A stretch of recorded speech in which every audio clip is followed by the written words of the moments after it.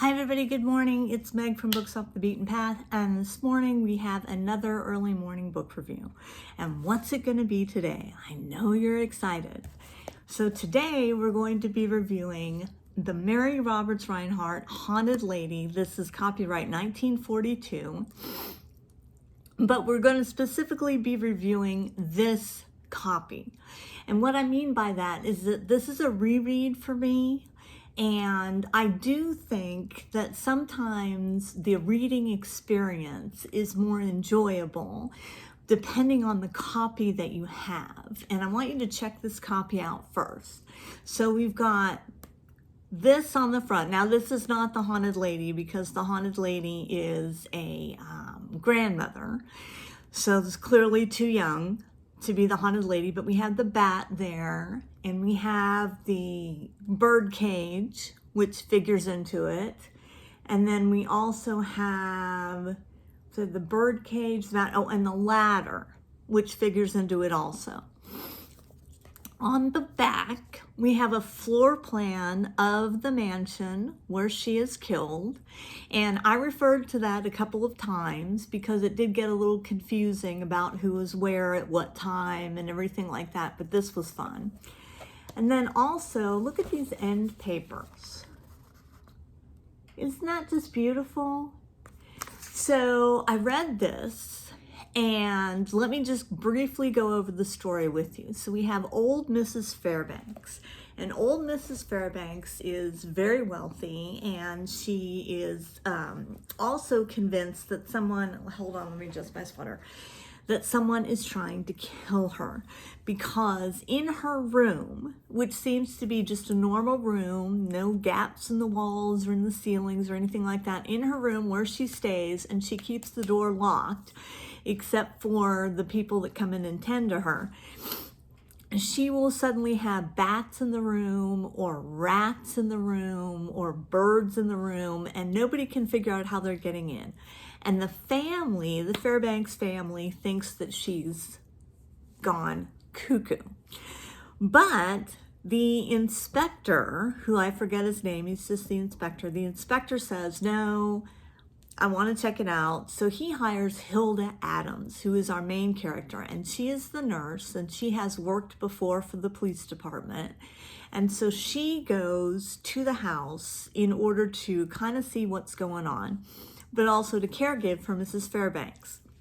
And she sits in front of Mrs. Fairbanks' door all night long. So nobody can get in, and Mrs. Fairbanks doesn't get out.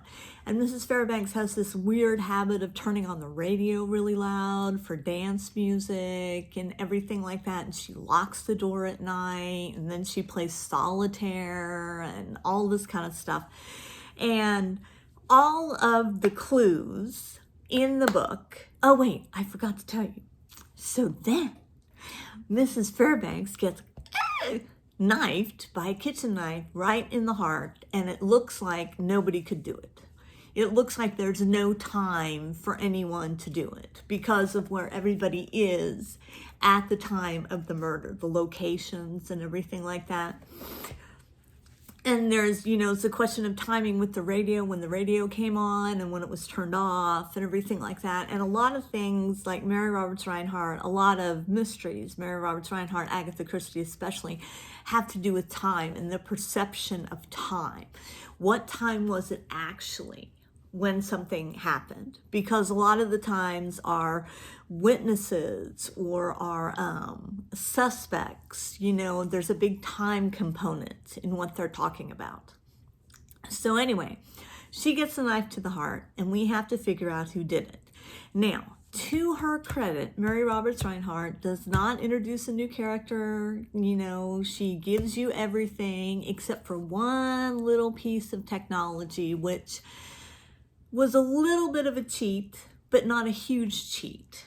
But it was technology back in 1942, so it was a cheat for me, but it might not have been a cheat for the person who was reading it in 1942. It was about the radio, like setting the radio, something that I didn't understand. It wasn't relevant to my growing up, but maybe in 1942, it would have been relevant and people would have caught that. I don't know. Anyway, the reason I loved this particular Mary Roberts Rinehart edition was because its size was so compact, but the font is not small. It's just regular font. It felt good in my hands. It was pliable. You know, books have to feel good. I mean, I think of books as an entire sensory experience, and they have to feel good too. And so this one was 4 stars. I gave it a 4 out of 5 stars. And then I looked around and I read a couple of others, first chapters of a couple of others, and I decided, what should I read next? Well, I've read 2 vintage, and I think I'll stick to my 2 vintage, 1 modern. So I picked up Mexican Gothic. And so I'm starting to read Mexican Gothic. And in Mexican Gothic, we follow Naomi, who is a Mexican socialite in the 1950s, which is super interesting. And we talk about her clothes a couple of times, which I love. You know me, I love to talk about those clothes in the 1950s era. I love that mid-century modern stuff. And she has been asked by her father to go and visit her cousin, who wrote her father a very disturbing letter. She's been married off to this guy in this kind of weird Victorian like mansion place way out in the middle of nowhere. And she says she's seeing ghosts and they won't let her out of the house. And so Naomi has gone as sort of an envoy for her family to see if she can find out what is going on with her cousin. I put a T on the end. Her cousin. So far it's pretty good. If you've read it, leave me a comment down below. Let me know what you think. If you've read Mary Roberts Rinehart, The Haunted Lady, let me know what you think.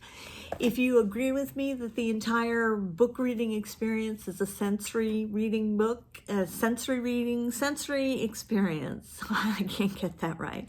Sensory experience, and the whole thing, it all matters. The feel of it, the shape of it, the scent of it, the reading experience. That's why I can't read off of a Kindle, because it's just looking at a screen. And I didn't like doing this. I'm a fast reader, and every time I had to turn a page, I had to hit the bottom. I didn't like doing that. Okay, well, that's all I've got for you this morning, and I hope everybody had a wonderful Thanksgiving, and I can't wait to give a book review of Mexican Gothic. And I want to thank all of my new subscribers, and I want to say thank you to all those of you who are not new subscribers and who are still hanging in there. So give me a like and a thumbs up and subscribe, and we're going to have a lot of fun together this winter reading some more stuff. So I will check you later.